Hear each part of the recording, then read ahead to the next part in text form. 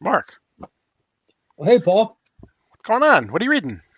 I'm reading the brand new issue of Redcoat #1 and admiring the stunning artwork by Brian Hitch. Really, it really is. Yeah, it really is. You know what? We're kind of between. We're kind of in the between time between DC comic events, and this little thing called Ghost Machine had the big Ghost Machine Day this past week. So we Did figured it it? would be a good time. Exactly. You may have heard of it.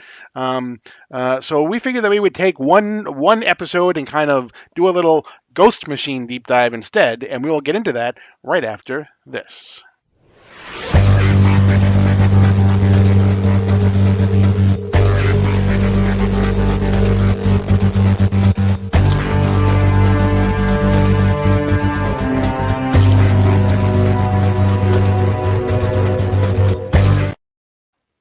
So, before we get started, make sure you hit the subscribe button, make sure you hit the like button, hit the notification bell so you're alerted whenever we upload new content. Just want to quick right off the bat put out a little bit of a plug for Mark's channel.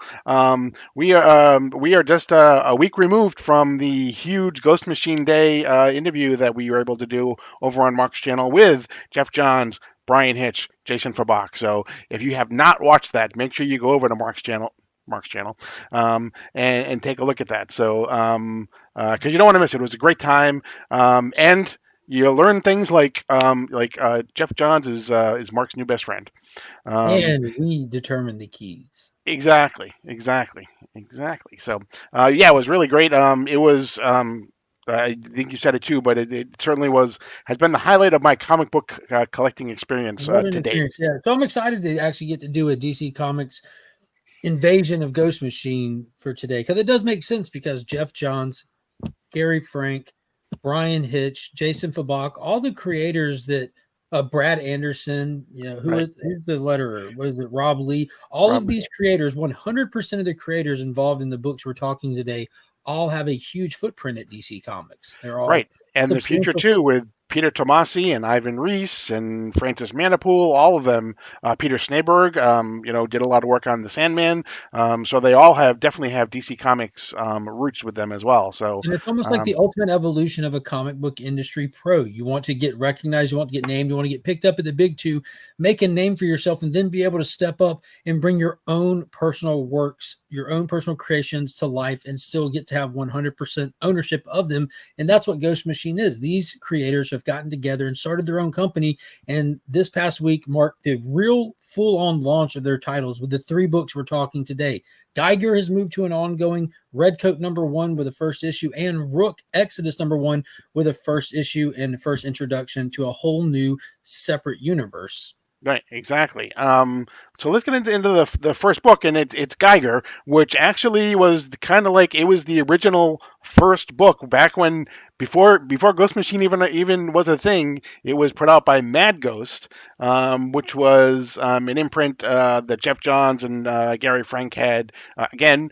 With Image, and so this is kind of like Geiger Volume 2, although this is really kind of the Geiger ongoing, as opposed to the miniseries that they did. So they did a Geiger miniseries.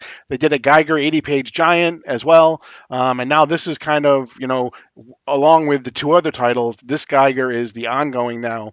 And it really is, it's set in something that is kind of called it's called the unnamed. So, and it's set 25 years in the future. The unnamed is basically a universe that has, besides Geiger and Redcoat that we'll talk about in a second, it also has First Ghost, it has Junkyard Joe. There's a very handy dandy little timeline in the back that Mark is showing you as well. And there is something that kind of happens towards the end of the timeline that we know about, and that is the Unknown War that happens basically 5 years from now. But this specifically has to do with Geiger. It has to do with a time when a dystopian future where the nuclear bombs have gone off and have ruined cities and things like that. So why don't you go ahead and pick it up, because I know you're much better at explaining these things than I Yeah, am. instead of the nuclear bombs falling and the Terminators taking over, they fell and terrible people took over. The remnants of society are kind of like in the rebuilding process, but they're not trying to rebuild, they're just trying to survive.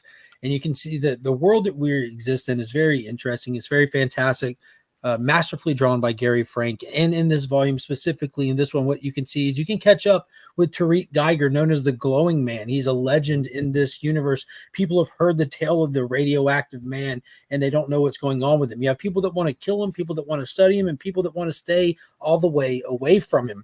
And we've only had that first volume, and you can go back and check out some of that content. We're going to talk about this one today.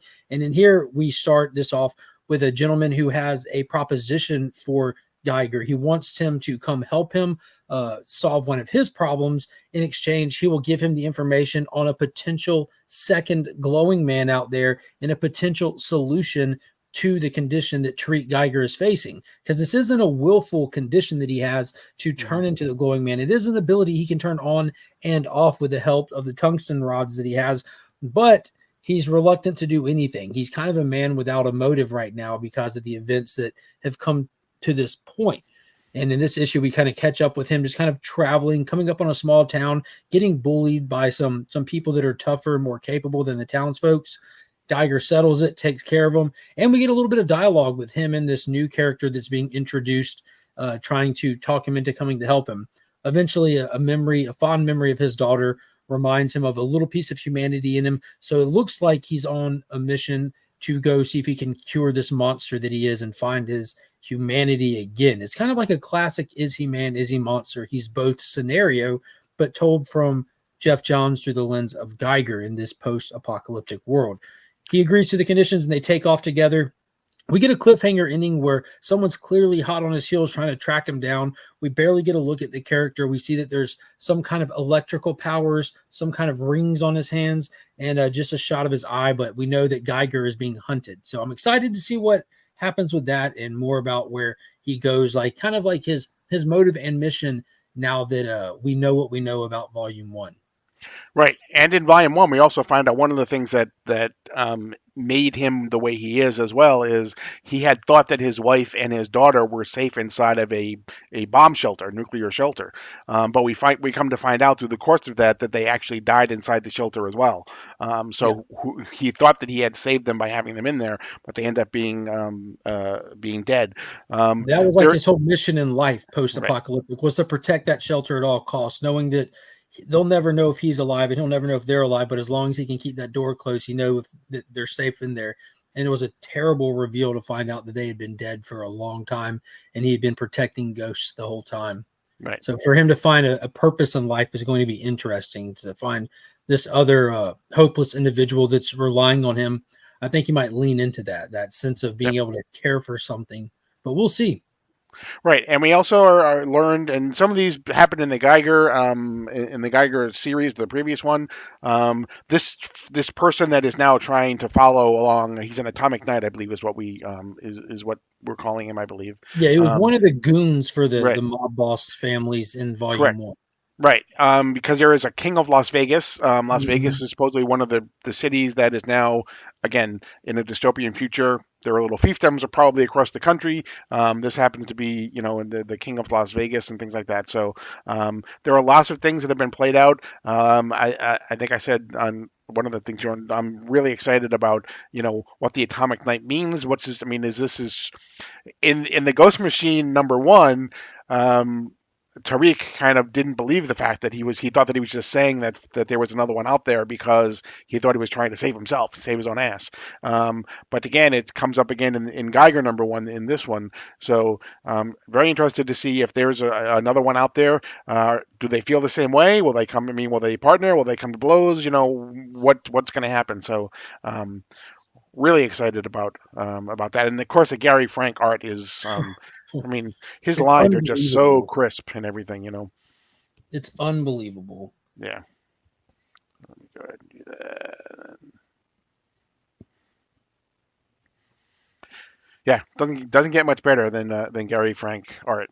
So Absolutely crazy. And the shot of him jumping through the air was I think it only can be described as the one. Hmm. Like look at that. My goodness. Yeah. Hmm. This is what comics should be. Exactly. Um, that brings us to Redcoat. Redcoat, in case you don't know, if you don't have the Key Collector app, Redcoat first appeared in the 80-page giant, the Geiger 80-page giant, thanks to Mark.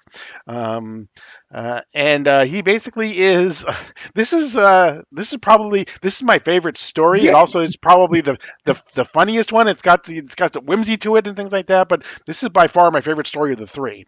It is I mean, red coat obviously, refers to, the British and the American Revolution, and it's Mark is showing off part of the three-part, I guess it would be called like a triptych, I think is what they call it, the Ivan Rice three-part triptych that is a Geiger number one, Redcoat number one, and Rook Exodus number one all together form one big picture by Ivan Reis. So if you can Glorious. find them, get them. Yeah, absolutely. So here, again, he first appeared in the Geiger 80-page giant, and then he appeared obviously in Ghost Machine number one. He is also part of the unnamed universe. You can tell the unnamed universe if you just are at the thing, and you can tell the unnamed universe because one, they do put that, but then in our talk with Jeff Johns, he also said that the unnamed will have the checkerboard across the top of each of the covers. So that one doesn't have it, but that's okay.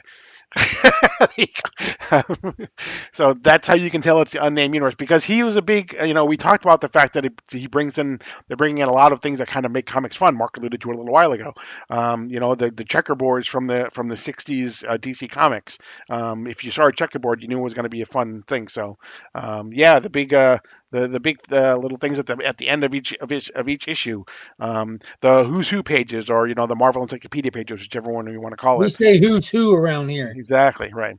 Um, and there was a new who's page in Geiger. We didn't mention that, but there's a who's page on Barney, which is Barney, the two-headed wolf. So which um, Jason Fabok showcased on our interview with them. Be sure to right. go back and check that out. Exactly. So here we see in Redcoat, we see the actual origin of Redcoat. Simon Pure is his name. He basically in Trenton on Christmas Day of 1776, he happens to stumble upon a cabal, for lack of a different term, of some of our founding fathers who are doing some magical things to Ben Franklin. Um, That's some weird ritual stuff. yeah, exactly. And as they're doing it, these storms appear and everything, as part of it. And Simon ends up somehow flopping into the middle of it, and the lightning that was supposed to hit Ben Franklin ends up hitting Simon Pure, and he ends up basically. Yeah, exactly. That's Ben Franklin in there, and we're told because we don't really know that George Washington is there, but we're told that John Hancock is there because his name is mentioned, and that's basically the magic hitting Simon Pure instead of Ben Franklin. Um, and what it does is it basically makes him immortal. So, um, and we'll find out through the different time periods exactly what that means for him. It doesn't mean, although he is immortal and he can't be killed, he does feel pain as he is killed. And he's Uh, eternally hungry as well, which, man, what a curse. Exactly, exactly. And he doesn't know. It seems like it varies how long he stays dead from time to time. We find out that over the course of his many years, he has gotten good out of climbing out of Coffin. graves, Yeah. out of his coffin in his grave. Funniest Uh, part of the book to me was when he mentioned that the first time he woke up from being dead, he was buried, and he immediately died again from pretty much a right, panic attack. right, exactly, right. It Yeah, was yeah. fantastic. Yep, and that's something that I had asked on our as part of our thing. I had asked Jeff Johns that I thought would be a great story to talk about what happens with the time that he's dead. I still think, although that obviously is The great, other side, the other side of exactly. That's what I was thinking more of. What happens, between the time that an immortal person dies and comes back to life. What happens to his soul, for lack of a better term? That's what I yeah. was kind of getting at. But still, it was funny because I hadn't read the story. Mark obviously had read the story, and he's like, "You'll find out, and don't Just read Red Coat #1, and then again, it's done in a funny and a whimsical way. It was like uh, as Not would take you? away from it, I will say definitely like a great way that I would describe it is it's almost like Simon Pure has Jack Sparrow vibes. He runs away Mhm, from danger. There's a great page which starts off with him describing the founding fathers, how regal they are, how honorable they are, how it's so easy to be inspired by them. And you turn the page and it simply says, "That ain't me." And he's running mhm, from a battalion, and he's pretty mhm, much a de facto. And in the midst of hiding, that's when he actually accidentally stumbles upon the ritual happening. It's happening in a building that he was hiding out in, and falling from the rafters at the wrong time landed him in the interception path from the power that was being summoned.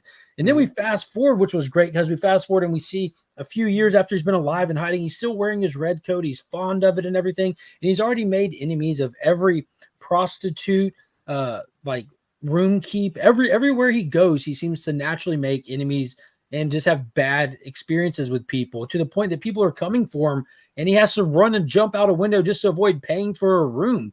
And he doesn't, and it's kind of funny because he's been alive for some years here. And it turns out they're not even worried about him paying for the room. He goes, "Oh, this happens from time to time." And it cuts to why. And it's always a revenge thing. You killed my father. You killed right, my brother. You right, killed my second cousin 3 times removed. right, And at this point, it's he doesn't even respond as you would expect. He responds as an immortal would, like it's just nothing to me. Like, oh God, not how far does this go, kind of thing. And it was right. cool because there's an Easter egg there. When he lands on the road, he lands on Hyde Street, which we Mhm, know is the name of their horror comic imprint that'll be rolling out this coming October. And mhm, in the midst of running from these folks, he eventually gets intercepted by someone who's been observing him, some young child, let's say some teenager child who's been observing him and kind of watching him come and go. He ends up losing his life. He gets buried. Upon coming out of the grave, he finds out he had assistance by this teenage boy, and he introduces himself by speaking German. And Simon Pure, though he's lived for a long time, he doesn't learn with age, and he couldn't understand a word he's saying. But when it translates, he starts speaking English. Turns out to be a young Albert Einstein. And this is what's so exciting about this series for me is we have the ability to go back, play with history, retcon history, take very familiar, iconic events out of not just American history, but out of world history and insert Simon in there and see how much fun we can have with it. Because that's what this book is, mhm, pure fun. And it ends right there at the graveside with what looks to be a remnant of that immortal cabal wearing the same ritual gowns showing up and they're dead to rights. And it leaves us right there on a cliffhanger with them surrounded. I cannot wait to see where this goes. It was like you said, this was my top book. I was most excited for this because we've been waiting 2 years to get to Simon Pure's actual book, and we have made it. It delivered by the writing, by the art, everything. Issue 2 can't get here quick enough. Yeah, and to your point too, I mean Jeff Johns has promised through whether it's the Who's Who pages or whatever, there are going to be other. I mean, Annie Oakley were promised is going to be showing up at some point as Well, we well. got Daniel Boone fighting Daniel Boone, Sasquatch on the back right, cover. right, Let's go. right, Let's go. yeah. Um, so I mean, there are definitely, Wild. and there is another person who is right in the corner over there who's promised to be an important character, and that is his name is the Northerner, who is also part of the unnamed timeline as well. We saw him very briefly. Go back to that real quick, Paul. Do you have your wraparound cover handy as well? I mean your connecting cover as well. No, they haven't. They're supposed to arrive tonight. All right, They're on so the UPS. real quick, keep that handy. I noticed something about this cover. So he's right here on the Ivan Reese cover. Look at his Yeah. boot. Oh wow. Now look at his sleeve on yours, his arm sleeve. Yeah, he's got like this armor type thing almost. Bro's rocking Future Tech. Yeah. That's clearly Future Tech, right? Yep. So Yeah. I'm even I was interested when I saw again, like you have Red Coat holding M16s, like I'm intrigued. You have the Northerner holding a little Uzi Mac 11, I'm intrigued. And now you're showing me he's got Future Tech on under his garbs. Like, is he an immortal too? Like, did he figure out like Simon? You should probably wear body armor. You know what I mean? Right. Like, Right. there's so much to look forward to. Right. If you don't really want to die, just go to the future and grab some stuff and Yeah, wear it, and then go talk to my friends, the Rocket Fellers. right there you go. There you go. Um, Yeah, so it was. I mean, again, this was my favorite story. We're gonna look at my favorite art in just a second, but this was definitely my favorite story. Plus, I mean, and I think you mentioned it too on a different thing, but I was a history minor when I was in college. I absolutely loved history, ancient history, American history. Um, there's a thing called Liberty. This is a mini series called Liberty that I watch almost every single year right around July 4th, that which kind of outlines the whole Revolutionary War. I just finished rewatching the Civil War, the Ken Burns Mm, miniseries that was done. Ken So Burns, yeah, yeah, it was just great. So I absolutely love that stuff too. So, yeah, it really but yeah, does. and in case you're wondering too, I mean, all three of these came out on the same day, but moving into March, I'm sorry, into May, they will not be on the same week. So Geiger is supposed to come out in 4 weeks, and then Red Coat comes out in 5 weeks, and Rook comes out in 6 weeks. So they're going to space them apart, so you won't have to buy all three of them every single month on the same day. So, in I sure case you're wish wondering, they would. yeah, that, exactly. that's a blessing and a curse. Yeah, exactly. Um, and then the final book was Rook Exodus. This is by Jeff Johns, of course, again, and Jason Fabak. It is basically we go to this planet. You got the There, wraparound cover there. exactly. Yoom, Yeah, shot of Ursol, shot of Direwolf, like Direwolf. yeah, Yep. beautiful. And then the last connecting one by Ivan There you go. Reis. There you go. Um, Great story. They're basically. Well, you go ahead because again, you're much better at doing this than I am. So. But this is the first one that we get that's Right. outside of the unnamed timeline as of now. I'm not holding my breath thinking these things won't all connect somewhere down the road. But in this one, we first got introduced to the characters in the Ghost Machine one-shot sampler that came out a month or so ago. This is a world that's set in the future, about 130 years roughly in the future. And when this book starts, we're already at a point of hopelessness. Earth is no longer habitable. Humans have found a way to get off planet, travel across space to a habitable planet called Exodus. Now, when the book starts, that's already all gone to hell and everyone had to be evacuated. Where they went, we're not even sure if they went back home yet or what, but we know that not everybody that evacuated even made it off the planet alive. Some died on the route, but many people were abandoned on planet Exodus. The ones that were abandoned primarily were the employees called the wardens. The wardens are the folks you see with those high-tech masks. The purpose of the masks is to have dominion over the planet. The animals, the plants, all have to be terraformed specifically to make this planet maximally habitable. So when we get started, it's a desolate world with few people on it, all of which are fighting for survival in one way or another. Some are fighting to get back home off planet. Some are fighting to stay right here where they're at, despite the impossible odds of surviving there. Yeah, and at the end of it was a very short. It was maybe like a 5 or 6 page story in Ghost Machine One, but where it kind of teased that they're going to be a War of the Wardens. Yes. Um, and so, that's what we're looking at right now. And we've been exposed to, I want to say, probably three, well, four now with Ursar, I guess, if you get them, but four basically wardens. We have Rook, we have the swine. Well, we have the rook, we have the swine, we have the wolf, and then we have the bear, which is Ursar. So we have Ursol. those four species basically that we've been exposed to so far. But one of the things that Jeff mentioned on the interview that we did also is that although they can control those species, it is kind of a two-way street. There is definitely feedback that comes back when you try to do this, and so that's going to factor into everything that's going on as well. This planet that they were on was at one point, Exodus was at one point, it was lush and beautiful and everything, and then now that's not the case anymore. And basically, people have like up and tried to move back to wherever it was that they came from. Yeah, it So went there's south. The Earth yeah, engine terraforming system went south, and right, now survival isn't a guarantee. And with the planet kind of not terraformed to match Earth, there's like higher oxygen rates are creating larger animals. Bears are ginormous, right, for example. And in this, we're really looking at a man trying to scavenge for survival. Everyone's goal who survived there, like I said, is trying to get off planet or survive there. And it's really the straight up SOBs that are trying to stay there, like the ones that right, aren't that you might not miss if they didn't come back home. Rook is not of that nature. He's trying to get home. He's one man who's living in a city that was a population of over 300,000, and he's one man building a rocket ship trying to escape, escape velocity and get home. We Right. actually see a rocket in a distance where someone attempts it and it blows up in air because they're having to scrap these together with what remains on the planet.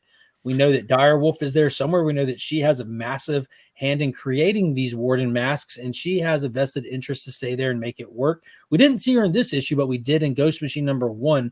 While his best friend Swine is really at home on this planet, running with his drift of pigs and having the time of his life, we get a good a little brush up with Rook and some stuff, and Swine ends up showing up at the very end, but under the boot of Ursal, which was the first appearance of Ursal, who I'm assuming is our big bad guy in this one. He Mhm. has the mask that Command bears, and it looks like he killed Swine even in the final issue. They confirmed his head smashed under his boot, but we'll see if that's just the mask or if he's dead or not. I think that would be a wild play to kill Swine off one issue.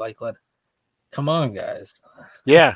And to your point, you mentioned, that there are, one of the ships trying to get off. They mentioned in the book that almost every day there's another ship that's trying to get off of the planet, and it seems as though very few of them ever make it, I would because they're say, basically. I would say, taking a rocket ship off this planet is very challenging. Oh, I see what you did there. Too Nice. soon. Too soon. Yeah, exactly. Remember, send all your letters to Mark. No. Um, but yeah, this has my favorite art. I'm a huge Jason Fairbar fan. Not that, I mean, Brian Hitch, we talked about it on on your stream, but Brian is very cinematic in what he does in Redcoat, just like he does. He does a lot of the cross panel or cross, yeah, I guess it's cross page panels, these huge letterbox type things as well, almost. There is hardly a single panel on any of Brian Hitch's um, pages that don't run from one edge of the page to the other. He doesn't do a lot of, so he does huge panels, which again is very cinematic in what he does. Jason as well, but he's kind of like Gary Frank in a lot of ways too, in that his line work is very precise. It's very detailed. Brian with the cinematics, some seems to be kind of in some ways less, but it works for him, obviously. Less detailed in some ways, but yeah, he's just, man. It's just that this is definitely my favorite art.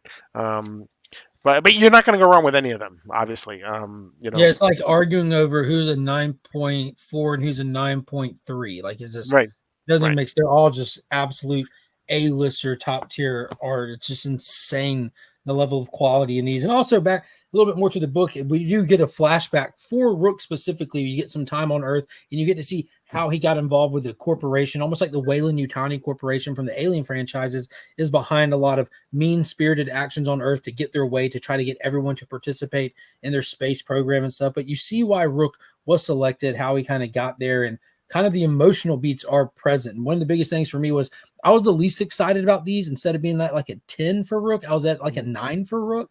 But when I get here and I get halfway into it, man, the stakes in this, the tension in this, it was through the roof. The hopelessness of these people's situation on this planet is next level. It makes you feel invested. It makes you feel like no one's safe. You can't wait for the next page, and I cannot wait for the next issue to get here. Yeah, me too. I can't wait for all three of the next issues.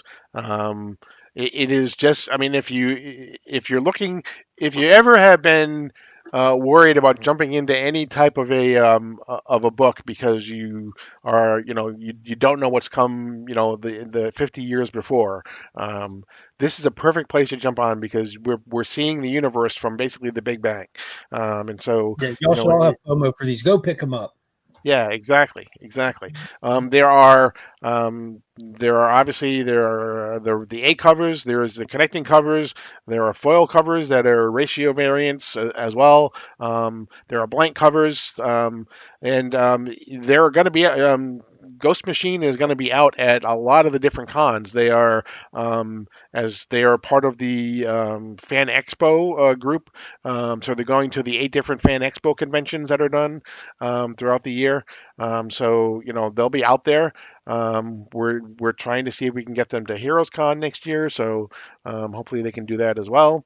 So um, Shirt up, hat down. exactly. exactly. It's But yeah, I mean, no matter what you do, like I said, whether it's Red Coat with the to me has the best story, huge cinematic type art. Brian Hitch absolutely crushes it. Or Rook, if you're looking for more of that type of Jason Fabak art with a really kind of a neat premise with controlling different animals, or Geiger, which is the dystopian type thing. If you're into that, going into the dystopian future, And there I is do want something to for preface everyone. this, we're not giving Geiger as much love as the other two. We've had Geiger for 2 years, Right. small amount of it, but we've been here. We're it's not like a like wow, like slap in the face new. Right. Geiger is amazing as Absolutely. well. So good. Don't think that I'll try the other two. No, you need all three, and there's Mhm. it's only 3 books. Reshape your pool list.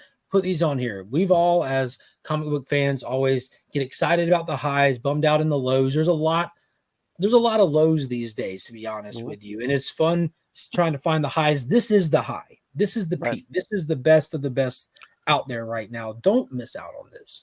Right. And I also want to mention that Rook, since this is actually the first time we're actually seeing Rook besides the show, it is a huge thick book for regular price. And red It's coat. exactly, and Redcoat. There are extra long stories for the regular price. Three ninety Um, nine, 48 pages. Yeah, exactly. So, if you think you're not going to get your money's worth either, you definitely will. So, make sure you go ahead and do that. So, um, but yeah, that's going to be it. We kind of took a detour. We thought that it was a good time to do kind of a ghost machine thing, kind of sum up the whole week that we've had. So, great week. Be sure to like and subscribe to the channel. Make sure that notification bell's on. Guess That Keys every other Wednesday right here. You can be a Exactly. part of it too. If you want to be a contestant on it, be sure to reach out to Paul via his Instagram and be sure to share this stream out. Spread the word. Let's get this ghost machine out there to new eyes. If you know anybody that loves these artists, loves these writers, let them know about this video. So let's see if it's something Yep. that they would enjoy as well. Come talk about it with us. Leave us a comment. Exactly. And hopefully you joined us last night and at week's end, where I'm sure we will have discussed it a little bit more. And again, don't forget to go over to Mark's channel because to see that interview with Jeff Johns and Brian Hitch and Jason Fabach. It is something I will never ever forget. So, but Amazing. that's gonna be it. As always, I am Paul. He is Mark, But we are Legion. and you are now leaving Ghost Machine Pro.